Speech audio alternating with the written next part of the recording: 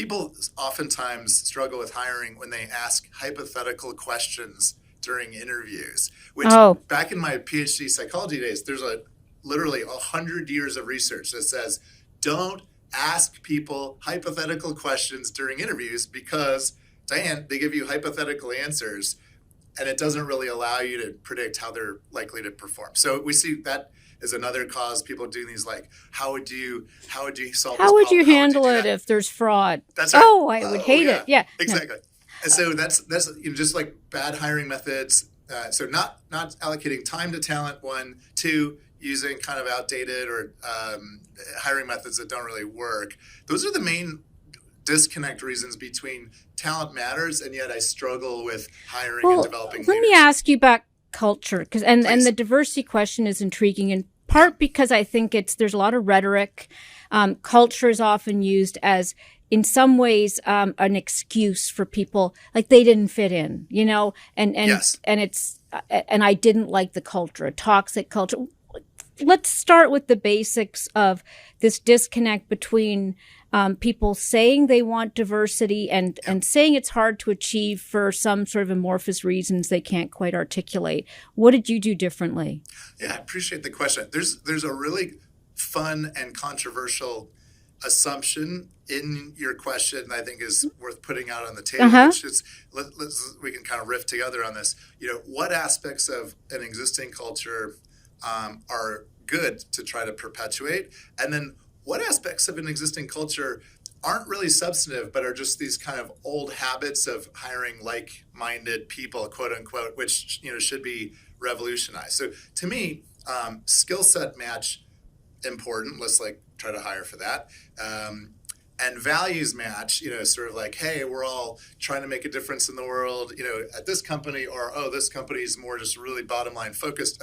Trying to match values to values, I think there's some value there. But there's a lot of other stuff that people say, like, we need them to match our culture, which to me just sounds like clonism and kind of perpetuation. Mini-me syndrome sort of thing. And that's where you end up not benefiting from diversity. That's when you end up not benefiting from bigger talent pools, and folks kind of go, our representation numbers are lousy and our inclusivity is not very good, but, it's not our problem, or it's an insolvable problem, I think. Well, no, and I think it's timely too. We've got fair pay or whatever, equal pay day coming up. I mean, these are just when you look at the numbers of women in senior management, when you look at diversity and what's happening with sort of Black executives and how they fared during the pandemic, it seems like a really intractable problem. But there are pockets of success out there. I think globally, I mean, we live in a global economy now as much as ever, and being, whether it's, ethnic diversity, geography, languages, cultures, business practices,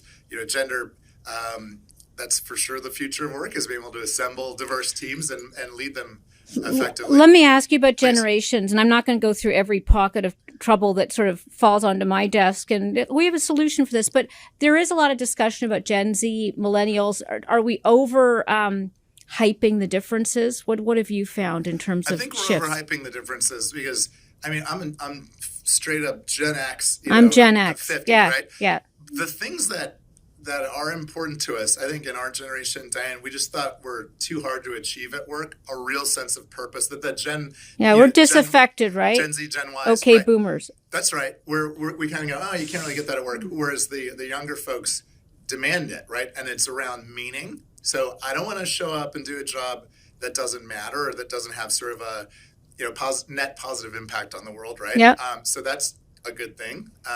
Hey, I had a Gen Z intern at my company show me his phone, and he said, perhaps you've heard of one of these. Why is so much of the work, still on a desktop? A laptop. I'd love to do more of my work here, and that was.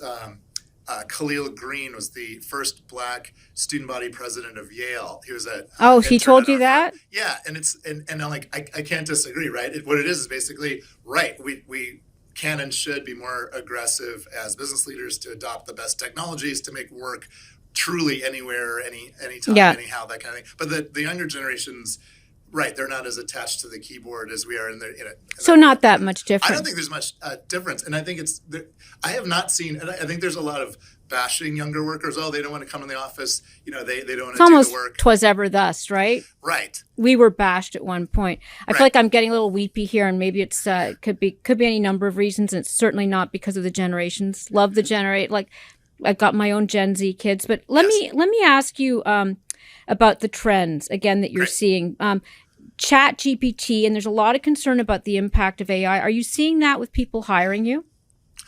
Sort of. I'm seeing concern, but it hasn't sort of chunked out. Filtered in? It hasn't filtered into categories of concern or solutions. What are we going to do about it? It's funny. Just even a couple of years ago, tell me if you've found this to be the case. I think the narrative around AI and machine learning was it's going to come for the lower skill jobs first, right? You can kind of order at McDonald's on a now it's writing haikus and now it's writing haikus. Wharton MBA tests. It's kind of, and so it's coming for more of the thinking, kind of as my old professor Peter Drucker would have called the knowledge work jobs. So I think I don't have a great answer to the question, and but I haven't seen whether it's big companies or peers in the consulting world really having a good point of view on where the puck is going on AI and machine learning. Other than the following, I think having databases to draw predictions about the probability of something happening, given something else happening. What is that Bayes' theorem? If this, then that. I think that's very healthy, very, we want to make good decisions. And if, whether it's like song choices or, ooh, you might like this movie, like all that kind of stuff is, I think, pretty positive. I don't know how AI and machine learning will displace poets and, writers and consultants, or what parts of the work will be displaced, and then therefore what the remaining real high value pieces of work. I'm optimistic, but I think new technology generally creates more opportunities in the long run.